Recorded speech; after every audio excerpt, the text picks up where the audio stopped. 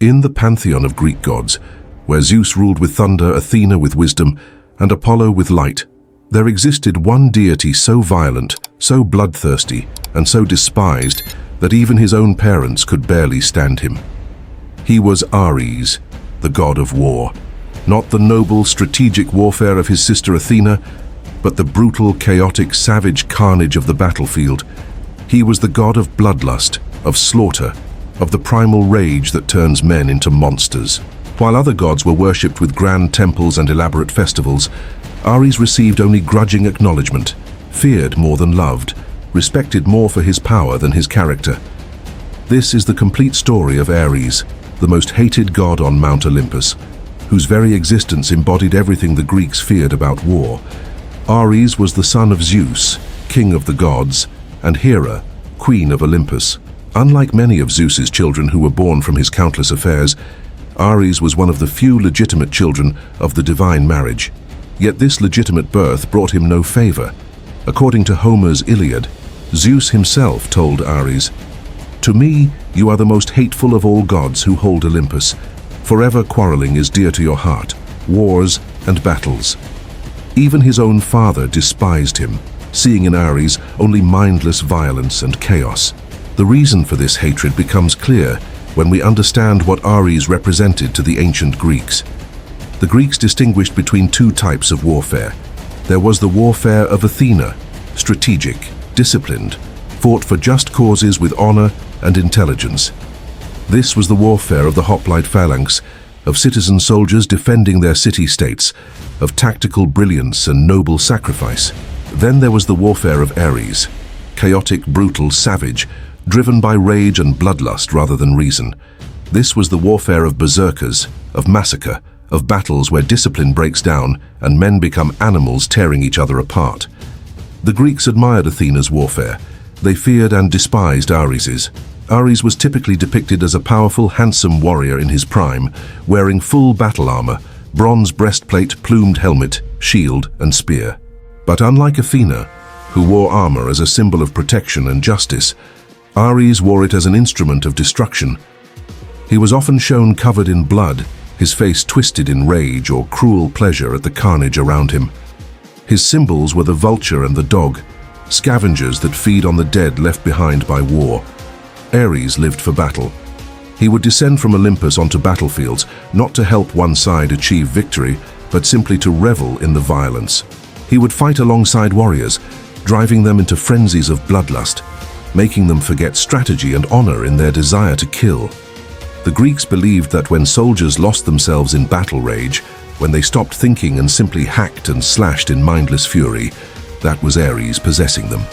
The god was accompanied by terrifying companions who personified different aspects of war's horror.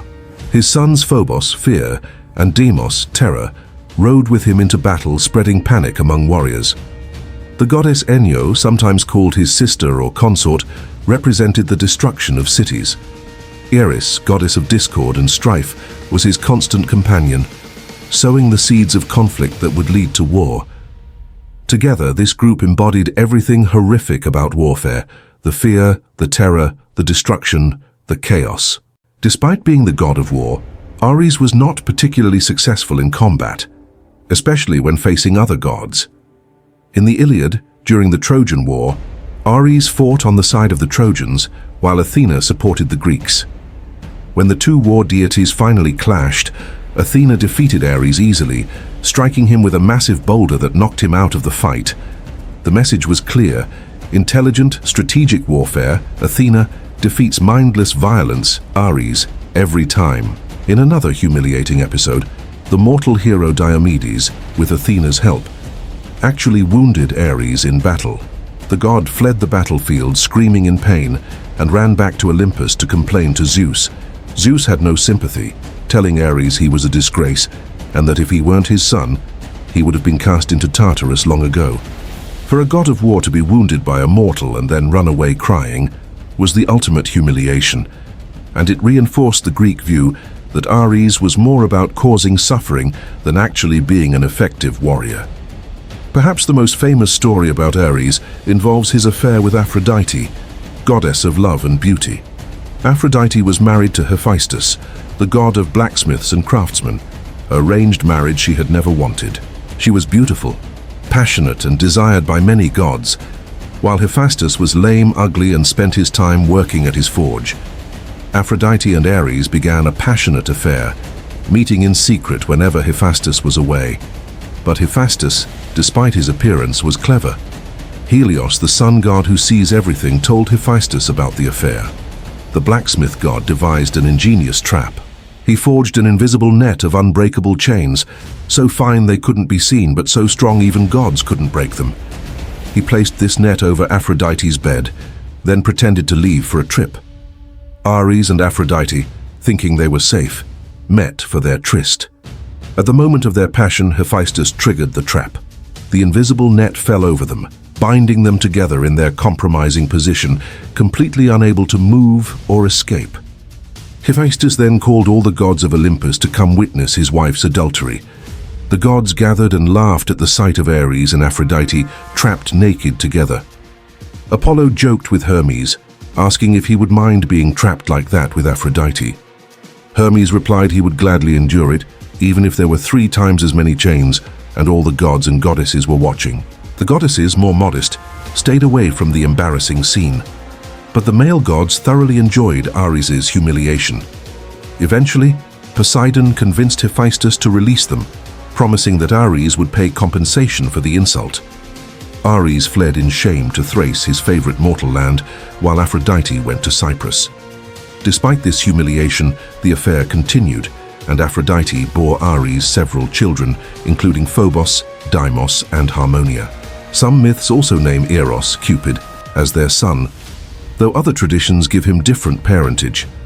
The relationship between Ares and Aphrodite is symbolically interesting: war and love, violence and beauty, destruction and creation.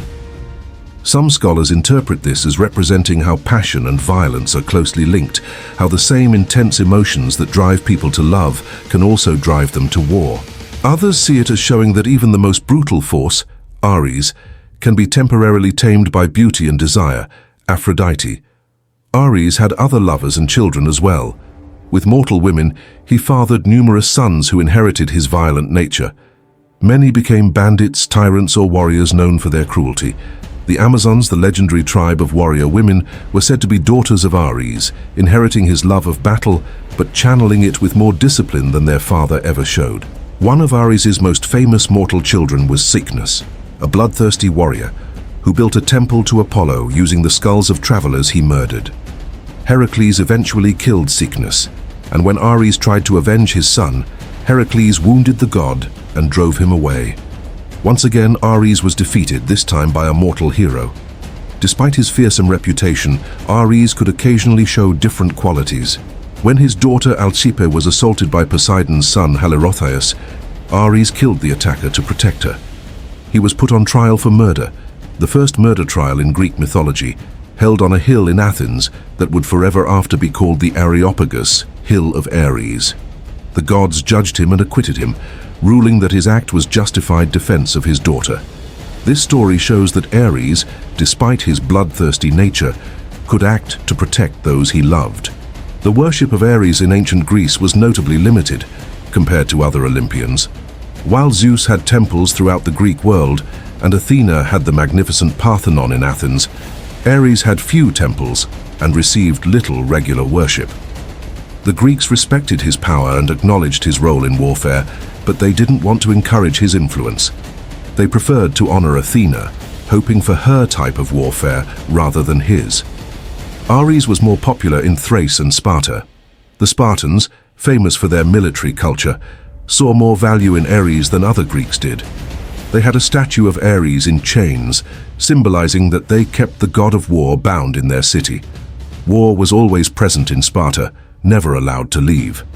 Before battle, Spartan warriors would sacrifice to Ares, asking for his strength and fearlessness, though even they preferred Athena's strategic wisdom when possible. In Roman mythology, Ares was transformed into Mars, and his character changed significantly. The Romans, being a more militaristic culture than the Greeks, elevated their war god. Mars was not just a god of chaotic violence, but a father figure to Rome itself. Romulus and Remus, the legendary founders of Rome, were said to be sons of Mars. Mars was honored with major festivals, had important temples, and was considered second only to Jupiter in importance. The month of March is named after him, as spring was the traditional season for beginning military campaigns. This Roman transformation of Ares into Mars shows how different cultures can interpret the same deity in vastly different ways. The Greeks saw war as a necessary evil, something to be endured but not celebrated, and so their war god was hateful. The Romans saw military might as central to their identity and success, and so their war god became honorable and respected. In modern popular culture, Ares has appeared frequently, usually as an antagonist. In DC Comics and the Wonder Woman franchise, Ares is a villain who manipulates humanity into warfare, feeding on the violence and hatred that wars generate. The 2017 Wonder Woman film featured Ares as the main antagonist, revealed to be masquerading as a human while secretly encouraging World War I. This portrayal captures the ancient Greek view of Ares as a malevolent force that brings out humanity's worst impulses. In the God of War video game series, Ares appears as the primary antagonist of the first game. He tricks the protagonist Kratos into murdering his own family, setting Kratos on a path of vengeance against the gods. This version of Ares is manipulative, cruel, and ultimately destroyed by his own former servant. A fitting fate for a god who embodied mindless violence, being defeated by someone who learned to control and direct their rage. The story of Ares ultimately serves as a warning about the nature of violence and war. The Greeks understood that war was sometimes necessary, but they also recognized its terrible cost. By making their war god hateful, despised even by his own family, they were expressing their view that war, while sometimes unavoidable, should never be glorified or desired for its own sake. Ares represented war at its worst, senseless, brutal, driven by rage rather than reason, destroying everything it touches.